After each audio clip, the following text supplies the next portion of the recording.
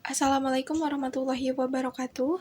Halo, perkenalkan nama saya Anita Andiliani Putri dengan NIM 30123046 dari Prodi Hukum kelas C123. Tugas mata kuliah Bahasa Indonesia dengan dosen pengampu Bapak Asep Imroni SHMH. Di sini saya akan mencoba menjelaskan sedikit mengenai sejarah bahasa Indonesia. Bahasa Indonesia merupakan salah satu aspek identitas sebuah bangsa, begitupun dengan bahasa Indonesia yang merupakan suatu bahasa persatuan untuk seluruh bangsa Indonesia. Bahasa Indonesia pada awalnya adalah sebuah dialek Melayu yang digunakan sebagai bahasa perdagangan di Kepulauan Nusantara. Dan pada tahun 1928 berdiri sebuah organisasi yang bernama Budi Utomo yang membicarakan mengenai pentingnya memiliki bahasa nasional.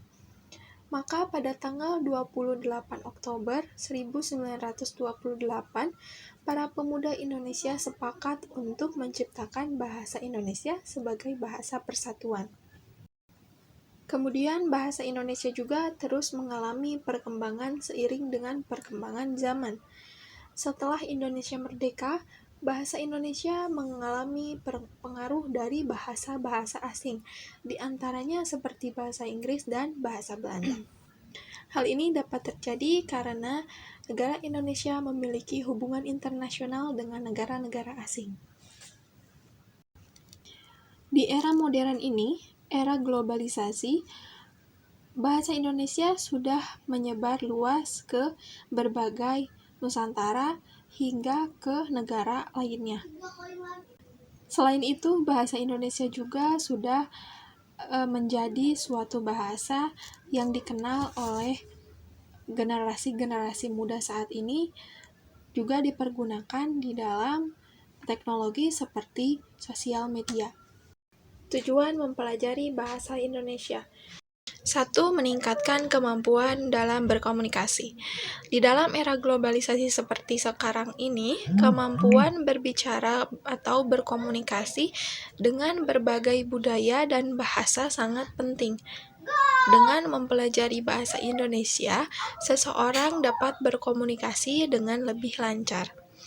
Kemudian yang kedua, yaitu untuk meningkatkan peluang karir. Kemampuan bahasa Indonesia dapat membuka peluang kerja yang lebih mudah dan luas di Indonesia, atau bekerja dengan perusahaan di Indonesia. Sebagai negara berkembang yang saat ini sedang mengalami pertumbuhan ekonomi yang pesat, Indonesia menawarkan beberapa peluang pekerjaan bagi yang membutuhkannya. Kemudian yang ketiga, untuk menambahkan pengetahuan budaya. Tentu saja belajar bahasa Indonesia adalah cara yang baik untuk mempelajari pemahaman tentang budaya Indonesia. Bahasa sering dipandang sebagai cerminan kebudayaan, dan dengan mempelajari bahasa Indonesia, seseorang dapat memahami lebih dalam mengenai sejarah, agama, kebudayaan, dan sebagainya. Selanjutnya, bagaimana sih peran mahasiswa supaya bahasa daerah tidak punah? Bahasa daerah merupakan suatu warisan budaya yang perlu dijaga dan dilestarikan. Sayangnya, banyak bahasa daerah yang sudah mengalami kepunahan karena minimnya dukungan dan perhatian dari masyarakat setempat, terutama pada generasi muda. Kita sebagai mahasiswa, khususnya Gen Z, dapat melakukan beberapa cara agar bahasa-bahasa daerah tidak mengalami kepunahan. Di antaranya seperti yang pertama, memperkaya pengetahuan tentang bahasa daerah. Mahasiswa dapat memperkaya pengetahuan mereka tentang bahasa daerah dengan membaca atau literatur buku dan dokumentasi tentang bahasa daerah. Hal ini akan membantu mahasiswa untuk lebih memahami budaya dan identitas lokal. Kemudian yang kedua, menggunakan bahasa daerah di dalam kehidupan sehari-hari. mahasiswa dapat menggunakan bahasa daerah dengan menggunakannya di dalam percakapan sehari-hari. Nah, dengan melakukan program tersebut, mahasiswa dapat berkontribusi dan menjaga keberlangsungan bahasa daerah. Maka bahasa daerah pun tidak akan mengalami kepunahan. Nah, mungkin sekian penjelasan yang dapat saya sampaikan. Apabila terdapat kesalahan di dalam perkataan atau penyampaian, mohon dimaafkan.